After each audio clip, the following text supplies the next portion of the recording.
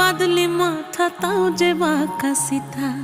মেদিনীপুরে রায়না চিরন বাঁকুড়ার ওই ফিতা